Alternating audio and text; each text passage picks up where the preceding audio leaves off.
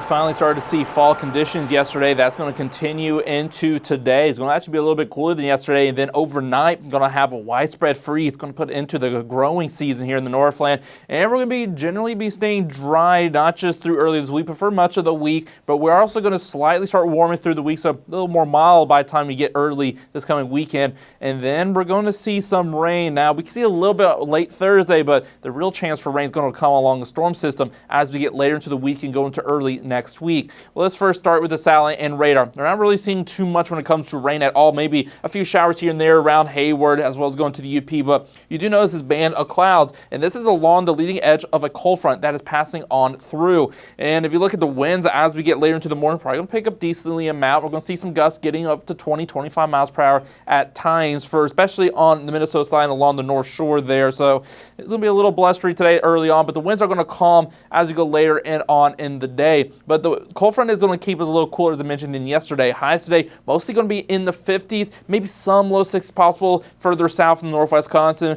And actually, if you get into northern Minnesota, there's a good chance we'll probably be staying in the upper 40s for those highs. So it is going to be quite a bit cooler. And here's that cold front I mentioned that's passing on through. But we're going to see a change afterwards, because this high pressure system right behind it is going to really settle in overnight. So those winds are going to calm right on down.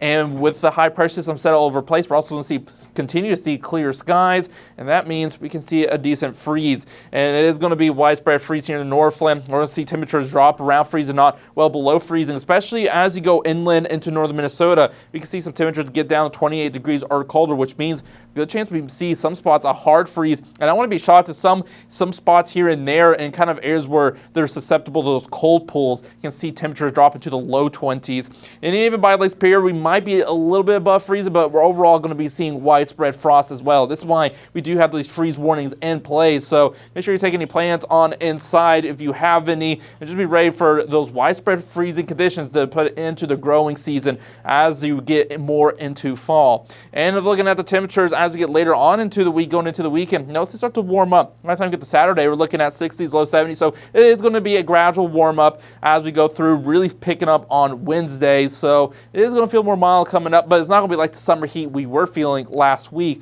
And that's thanks to the southerly flow we're going to see coming back in, especially as we start heading later on this week. Now, that southerly flow is not going to really bring a lot of moisture, though we can see a little bit of rain coming up. Now, for today, going into Wednesday, look at that perfectly clear sky. It's going to have so much sunshine, really get to enjoy those fall conditions. As we get to Thursday, might see a little bit of rain.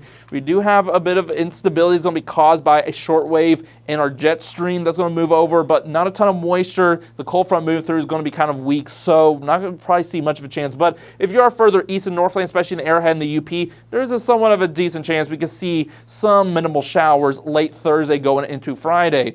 Now, as we pull this forward more to the weekend, this is where we're going to see our next actual substantial chance of rain, because we're going to have a storm system develop and make its way into the Northland. We're still a little far out, so we're not too 100% confident on the track of that path of that system, but something to keep an eye on as we start to head later down the week. But until then, going to be staying mostly dry, and we're going to continue to feel those fall conditions until we start to gradually warm up later on in the week.